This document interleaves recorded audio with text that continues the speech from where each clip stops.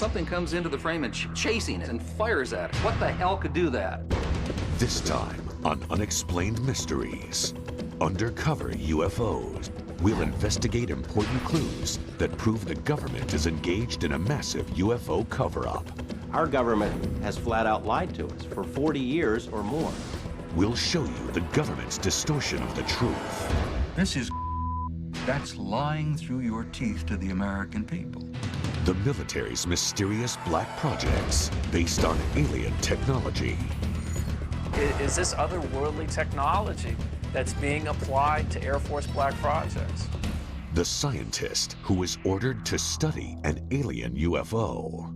Our group basically was to back engineer them and see how it was fabricated and try and duplicate some of that technology with earthly materials. The military cover-up of a dangerous UFO threat to our nuclear air bases. Whatever this was flying around could just penetrate all these defenses at will.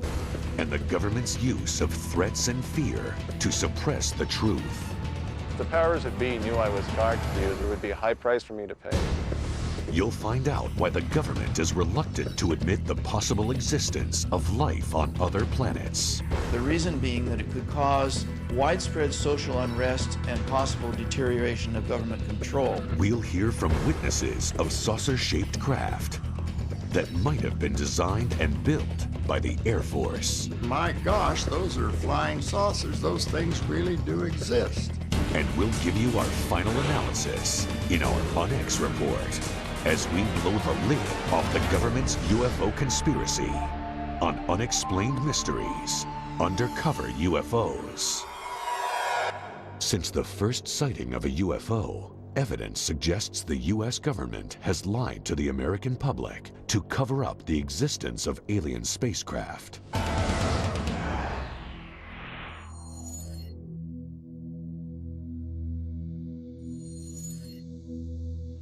Our government has flat out lied to us for 40 years or more.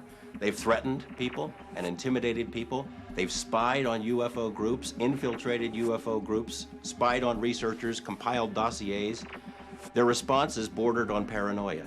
The CIA says that it does not collect information on UFOs, and it hasn't since the 50s. There are reams of documents squeezed out of the CIA that indicate that they have on staff CIA UFO experts, agency personnel monitoring the situation on an ongoing basis. They lie.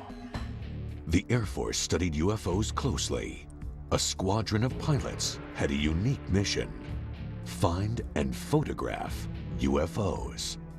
Pilot Guy Kirkwood witnessed an amazing scene: 16 unidentified objects 2 miles away. They broke rank and just started moving all over. They were below us, they were above us, they were out in front of us, and accelerating, literally at lightning speed. And a dot in the distance, maybe several miles away from you at that point, maybe a pencil point, all of a sudden closing on you at the rate of several thousand miles an hour, and a 36-foot object, which is basically almost the same size as our aircraft, a 36-foot wingspan. But all of a sudden this thing is just closing on you faster than you're able to think. The Air Force suddenly terminated the UFO search squadrons. Years later, Kirkwood started talking about what he saw, and 2 government agents accosted him. And they said, well, the government doesn't like the information being released, and to continue could be detrimental to your health. UFO experts maintain that the U.S. government conducts research at a top-secret base in Nevada, known as Area 51. An aerospace engineer who worked there could not believe what he saw. Got out of the bus, I was told to walk directly through the hangar, and immediately, even before entering the hangar, you can see the edge of a disc. This is your classic flying saucer, 2 inverted pie plates, if you wish, with a segmented larger area dome on top. Within minutes of that, I finally realized that this had nothing to do with something the government was producing. And that was quite shocking because everything inside was small. This is a full-size craft, 30, 35 feet in diameter, maybe 40. But you're looking at seats that are 18 inches off the ground, obviously made, for something smaller, and certainly wasn't made for children to play in. The U.S. government denies working on alien spacecraft. They also deny that Robert Lazar ever worked for them. Records of Lazar's employment have vanished. But two important items of information offer solid proof. A W-2 form stating that he worked for Naval Intelligence, and a listing of his name in a government lab phone book. After Lazar came forward, he was threatened by government agents. Many others suffered the same fate. One after another had visits from government personnel who basically intimidated or told them to back off, followed them around. I've been covering organized crime in Las Vegas for 10 years, dealing with mob hitmen and mob informants, people who have been in the witness protection program. The fear that is generated by this UFO subject for people who really know about it far outweighs the kind of fear that the mob inspires. I mean, people are more afraid of our government than they are of organized crime. Despite the risk, Lazar maintains his conviction. I am exactly sure of what I saw. I know what mainstream science is like. I know where physics stands. I know all of that. And this is an extraterrestrial craft. This technology is hundreds and hundreds of years in advance of us, and that's the end of that story. The U.S. government has a history of withholding secrets from the public. LSD experiments on human subjects, radiation tests over cities, the Stealth Fighter Project, and the U-2 spy plane. The government has a name for their policy of systematic lying to the public. It's called disinformation. Our government does it all the time. There are even printed guidelines for how cover stories, disinformation, are supposed to work. While serving at NATO headquarters, Bob Dean saw super secret documents dealing with UFO sightings called the Assessment. I have to be honest with you and tell you that that information literally changed my life, because I knew for the first time that the subject was not fantasy, it wasn't myth, it wasn't legend, it was real, it was true. One of the reasons I'm violating my national security oath is that I believe that the American people are losing their Constitution because of the secrecy and the cover-up. Officially, the government investigated UFOs under the name Project Blue Book. Now, I look upon Blue Book itself as a little bit of disinformation, to tell the people, yes, we're doing something, when in reality, Blue Book, as we understood it, was simply a public relations front. Many experts feel the government will go to any length to conceal the truth. To give you an example of the most recent example of absurd disinformation was this incident involving the Roswell incident. First, the Air Force says it was a weather balloon. And 50 years later, they said, gee, guys, we're sorry. It really wasn't a weather balloon. It was much more than that, but it was a balloon. Project Mogul. Well, I'm tempted to use terms that you'll have to bleep out. This is that's disinformation. That's lying through your teeth to the American people. And if that isn't disinformation, I don't know what is. Coming up, the frightening UFO threat on our nuclear arsenal. It's a classic flying saucer, and it shot a beam of something at our warhead. Find out about the military's top secret black projects. Area 51 is the most tightly secured installation in this country. I saw the object exhibit entirely unconventional flight characteristics. The government's search for extraterrestrial intelligence, which was abruptly terminated. The government would never make that leap of faith that the public would be able to handle the fact that we are receiving intelligence signals from somewhere else. Eyewitnesses who saw UFOs parked on an airbase. Hey, my interest perked up instantly when I began to see literally hundreds of photographs of all types of quote-unquote flying saucers. And the government conspiracy to crush the truth about UFOs.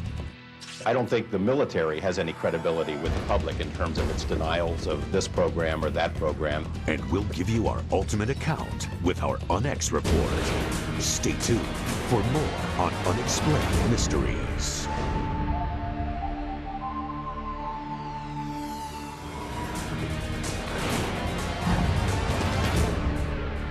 Unexplained Mysteries, Undercover U.F.O.s. The long-time U.S. policy of lies and disinformation may have put the public in danger. Security at several U.S. nuclear missile bases was breached when eyewitnesses reported bright lights just 200 feet from the missile silos. The speed it took off with, I've seen F-16s fly high rates of speed. And this was here and gone from a dead still hover. Wordsmith Air Force Base, Oscoda, Michigan. Shuttered now, it was an important part of Strategic Air Command's Northern Tier Nuclear Bomber Retaliation Force. An alarm sounded when several unidentified objects showed up on radar, and they were headed straight for the airbase. Stop prop with an expedite scramble. Authentication time is 1906. Scramble. Roger that. As UFOs flew towards the nuclear weapons storage areas, jets tried to intercept them. But by the time the pilots got there, they were gone. There were at least a dozen U.S. and Canadian military bases that were overflown during a 3-week period.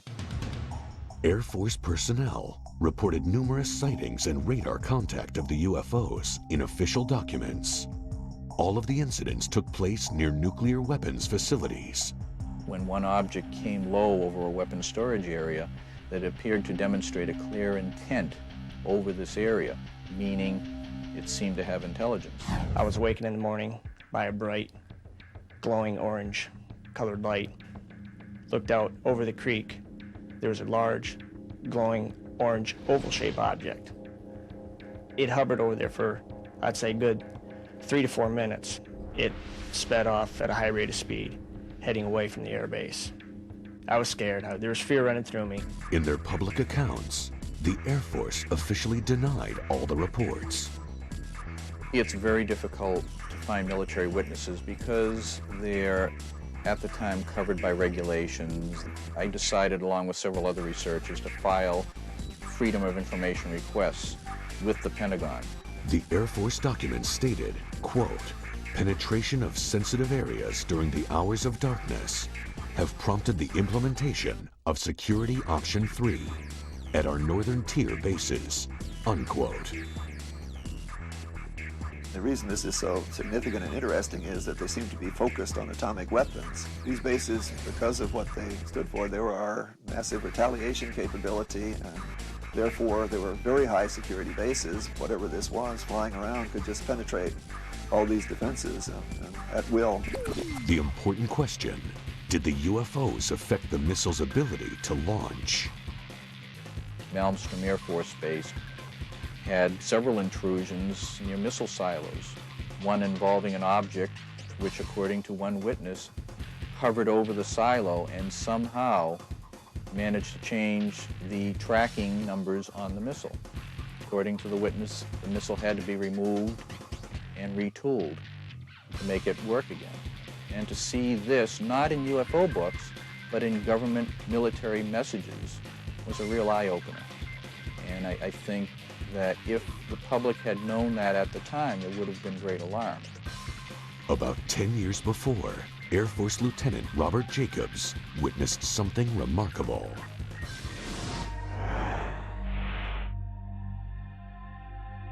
Hair's going up on the back of my neck right now thinking about it, just remembering that day. I saw something that was so strange that it changed my life. Jacobs was in charge of a special unit that filmed Minuteman and Atlas missiles during launch tests from Vandenberg Air Force Base in California.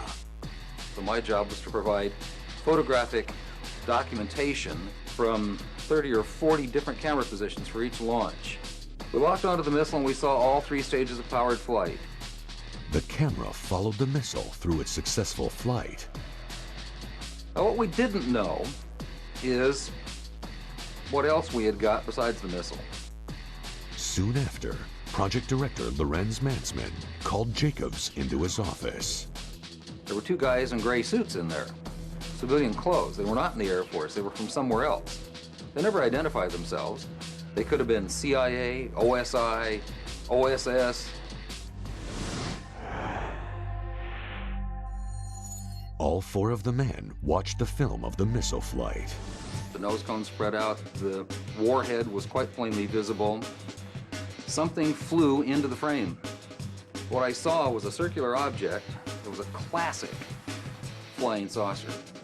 And it shot a beam of something at our warhead. You have to imagine this thing is flying along at several thousand miles an hour. This stuff is flying along, and something comes into the frame and chasing it. And comes in like this and fires at it, and goes around like this and fires at it, and goes around like this and fires at it, and fires at it like this, and then goes back out that way. What the hell could do that? Suddenly, Jacobs was in the hot seat. And he said, "What was that?" And I said, "It looks to me like we got a UFO." And he said, "You are never to say that again. As far as you're concerned, Lieutenant Jacobs, this never happened." And I was sworn to silence, reminded of the severity of a security breach, and told to leave the room. After keeping silent for many years, Jacobs went public. The Air Force responded with complete denial. The Air Force denied that I was ever there. Despite the existence of the film, the Air Force denied that Jacobs was in charge of the Special Photo Unit. They even denied he was in the Air Force at the time. They denied everything. Records reveal that Jacobs was in the Air Force, that he was in charge of the photo unit, and that he was filming that day. Major Mansman, his commanding officer who screened the film with him, wrote a letter confirming Jacobs' account of the UFO. The Air Force is probably not going to like this film, but there's nothing they can do about it. It exists, it documents the telescope, the people who were there, including me. And if there are any ramifications about it, I guess I just don't care anymore. Next on Unexplained Mysteries, is there a connection between top secret black projects and UFO sightings? Certainly some of these things are going to look very strange. They're very unlike aircraft with which people are familiar. Is the military using alien technology in its black projects? I think the technology at Area 51 originally came from somewhere else. And what happens to people who want to get close to Area 51? I think that could be the biggest and perhaps the last mistake they are going to make in their life. We'll show you why NASA terminated its own probe that was getting information to life on Mars. They said that NASA or the government might want to consider keeping the information from the public. And the government abruptly stopped its search for extraterrestrial life. For certain people, that's not something that they want to either believe in or allow anybody to know that they believe in. We'll expose what the government does to military officers who report UFOs.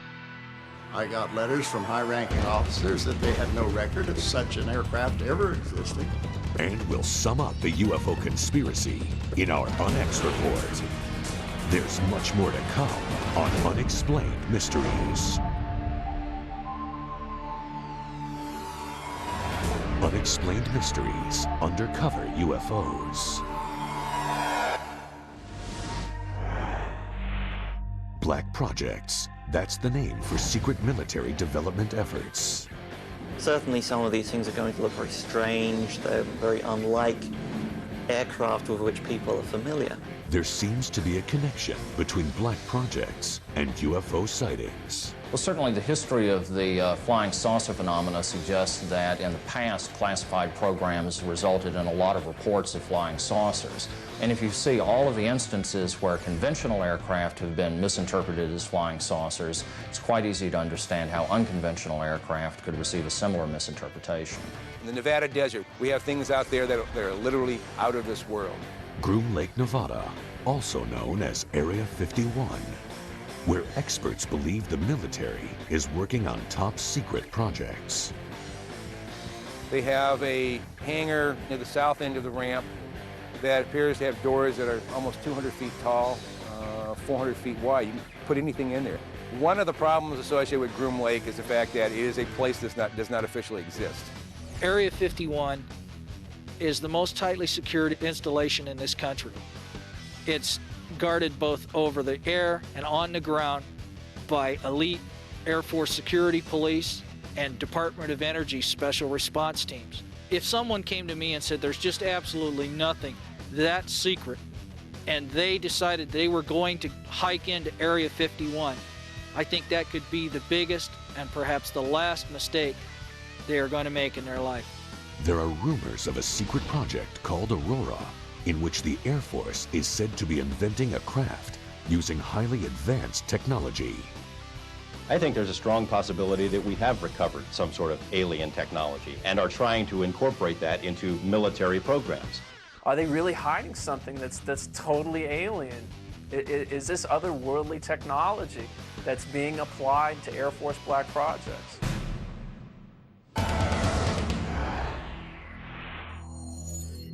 Sonic booms have been reported in Los Angeles, evidence of high-speed, unidentified craft.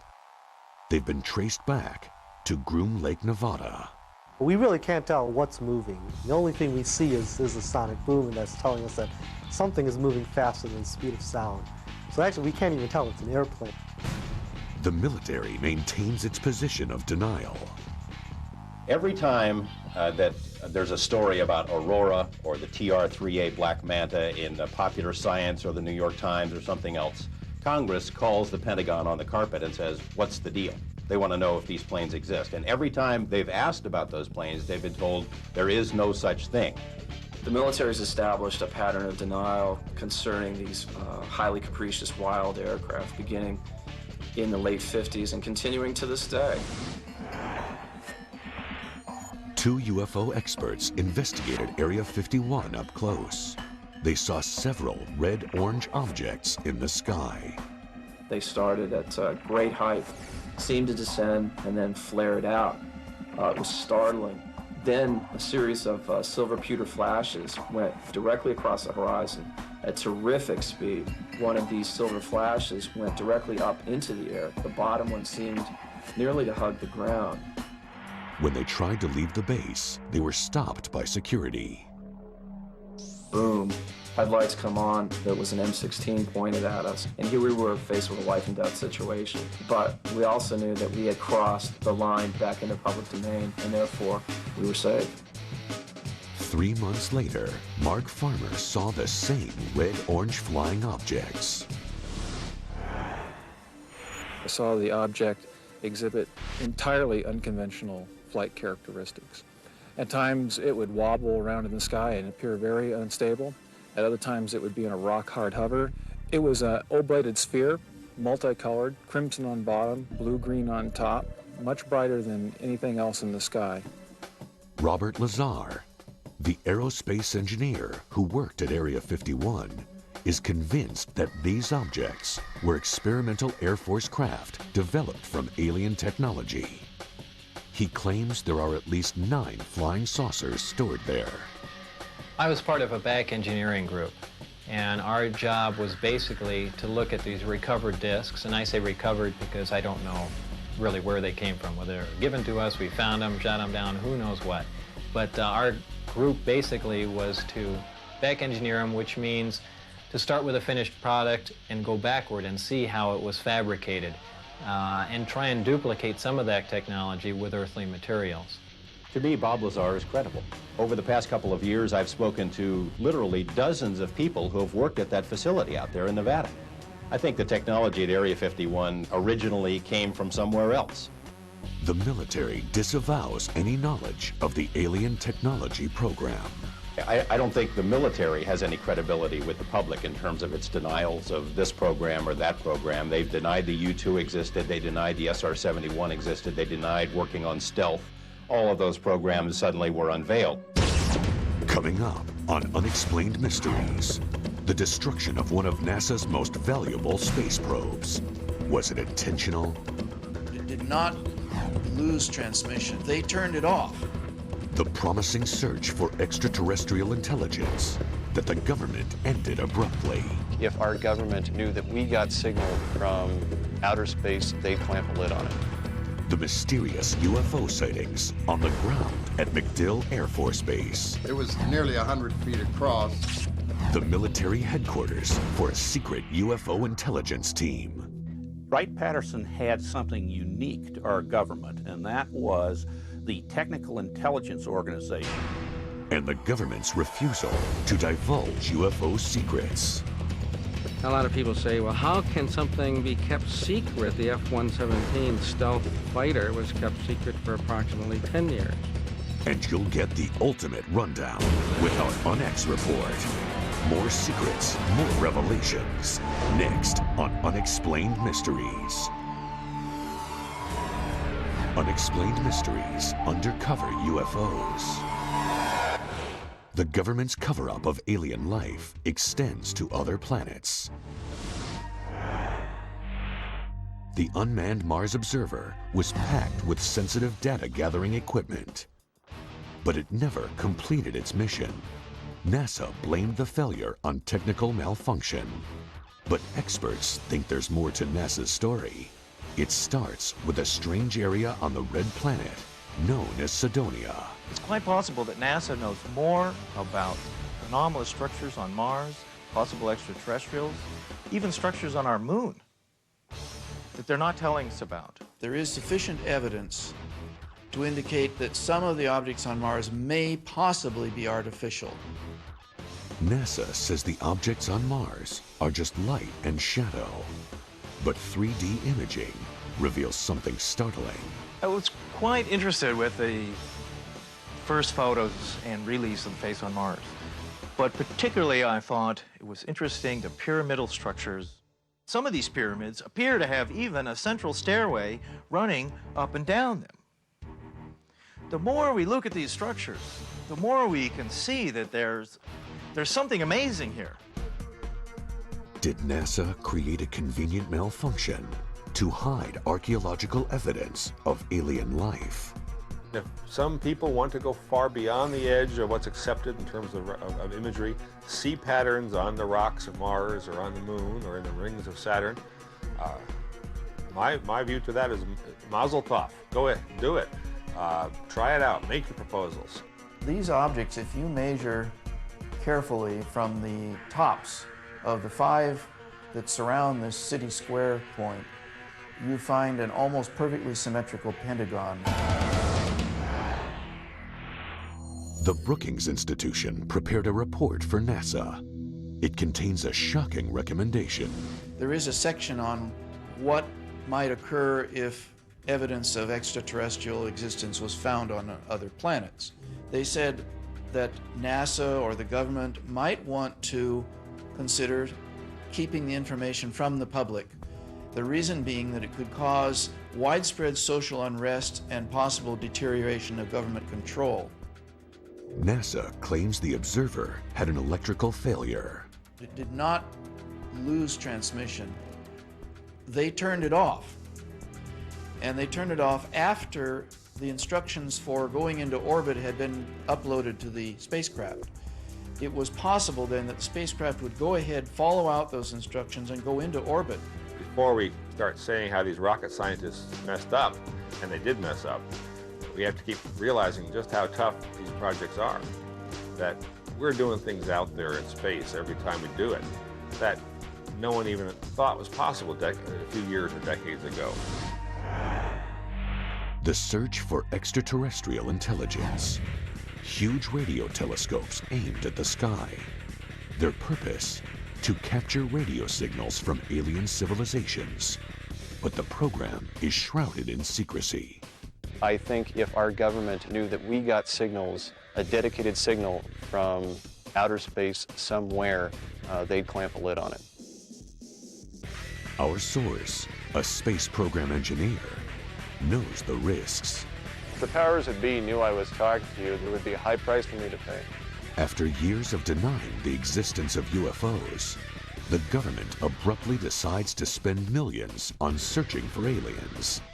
But there's a catch. It's very hard to believe that the government would allow something this extraordinary to be released to the general public without scrutiny and censorship. In the Mojave Desert, the government set up Goldstone Station on a military base. It's RF quiet, which means there's not a lot of background noise when they're looking for signals. It's really ideal for this type of search.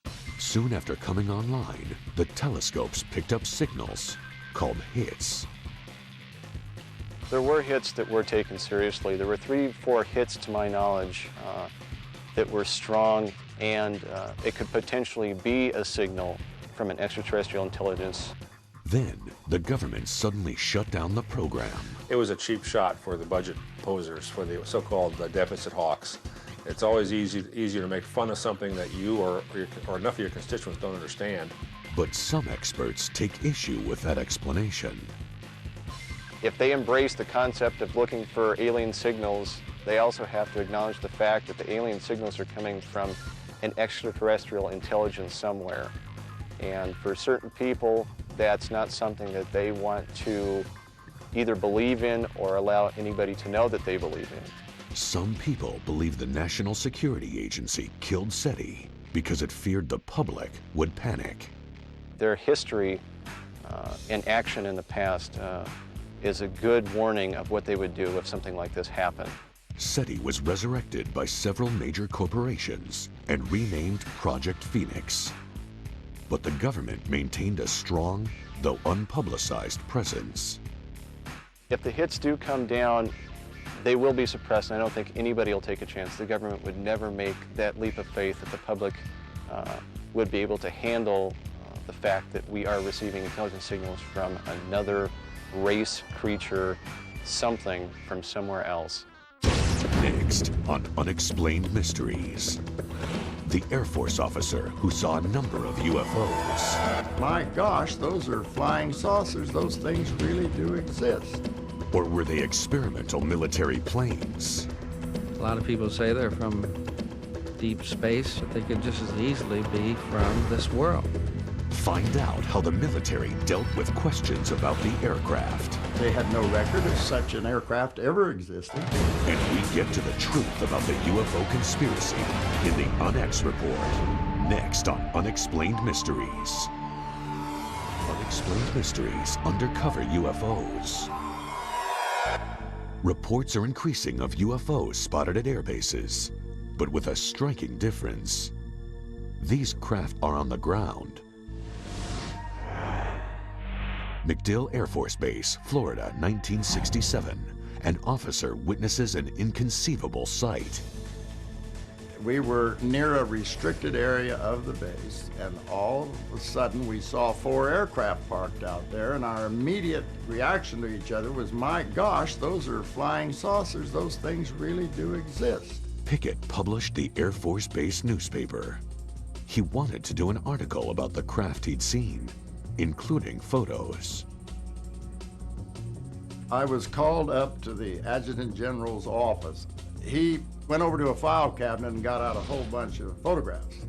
And he proceeded to lay these photographs out on a large table so that I could look at them. Well, of course, my interest perked up instantly when I began to see literally hundreds of photographs of all types of quote-unquote flying saucers. The Air Force refused to allow Pickett to publish the article. That night, eyewitnesses in Miami reported a large number of UFO sightings. At the airbase the next day, the flying saucers were gone. The images have haunted Pickett for years. Desperate for some kind of explanation, he recently contacted former Air Force intelligence officer George Filer.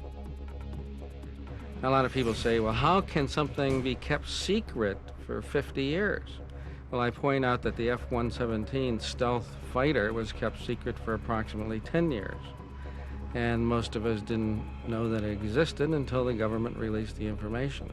I pointedly asked him, not only are these where the flying saucers stories came from, is this what they were? And he said, yes. Well, I was awestruck. I couldn't really believe I was seeing what I was seeing. Some of those photographs had many, many aircraft in them, and they were all easily identifiable as Air Force photographs are. And I asked him, well, how high and how fast could these things go? You hear all these stories. And he said, well, this particular aircraft could go fast enough and high enough to actually achieve space flight. And I had no idea when he was telling me this story that wouldn't be too long before they were declared non-existent. To this day, Pickett is determined to prove what he saw was real.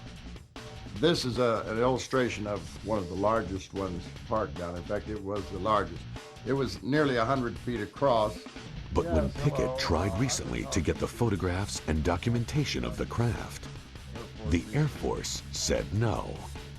When I initially wrote, I began to get answers back. They didn't have the faintest idea of what I was talking about. I got letters from high-ranking officers that they had no record of such an aircraft ever existing. So I knew that it was top secret again. Many UFO experts believe the technology for the saucer-shaped aircraft came from an alien spaceship that crashed near Roswell, New Mexico in 1947. At that time, if the military had recovered a downed UFO, they would have transported it to Wright-Patterson Air Base in Ohio. Wright-Patterson had something unique to our government, and that was the Technical Intelligence Organization, so-called T2, or what became the Foreign Technology Division. This is the sort of division that would have been appropriate to use for the investigation of UFO research. 3 former Wright-Patterson employees filed aircraft patent requests. The designs looked suspiciously like flying saucers. Some people think their inspiration was the extraterrestrial craft that crashed near Roswell. So there's something out there that people are seeing. And the question, of course, is who do they belong to? A lot of people say they're from deep space, you know, but they could just as easily be from this world. Next, the UnEx report. The answers you want to hear about UFOs. Are they alien spacecraft, military aircraft, or advanced Air Force vehicles based on harvested alien technology? You'll hear the final word on the possible UFO threat and military cover-up. And we'll take one last look at the military's intimidation of innocent UFO eyewitnesses. We'll wrap it all up for you with our UnEx report when Unexplained Mysteries returns.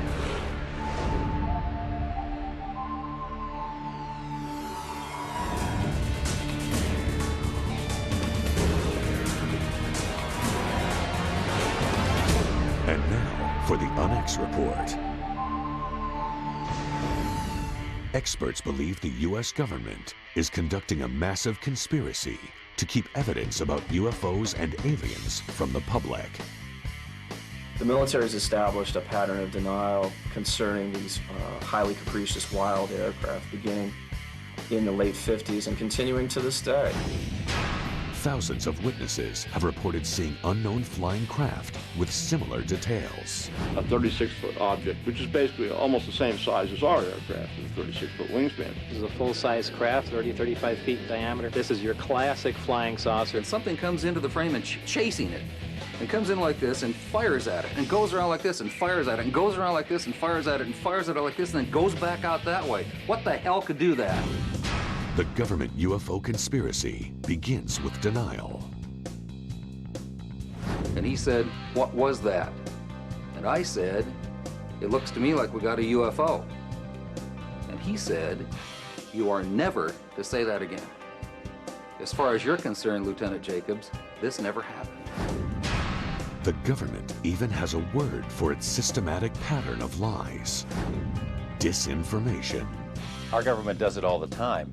There are even printed guidelines for how cover stories, disinformation, are supposed to work. This is, that's disinformation. That's lying through your teeth to the American people.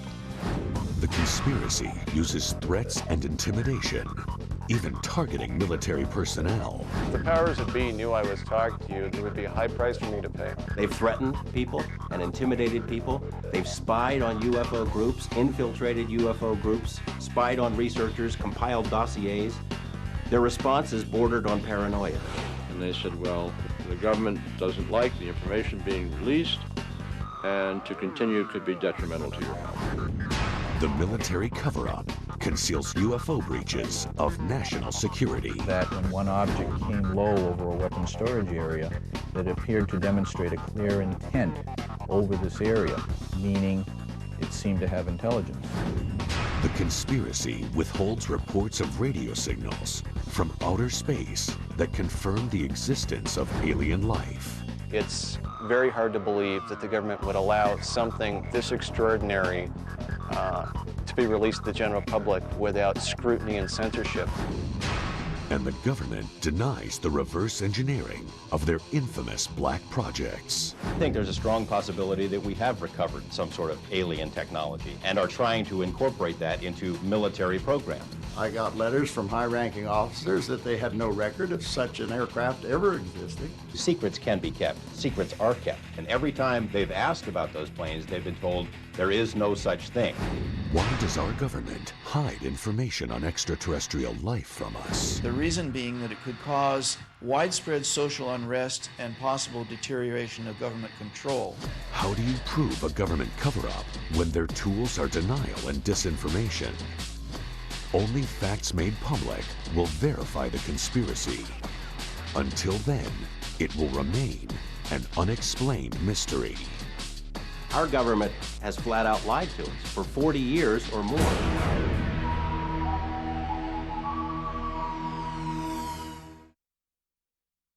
You either believe it or you don't, but it happened.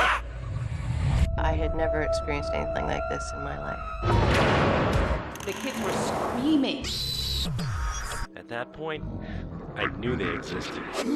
Ghostly Encounters, Sundays at 8, only on Bio. True story.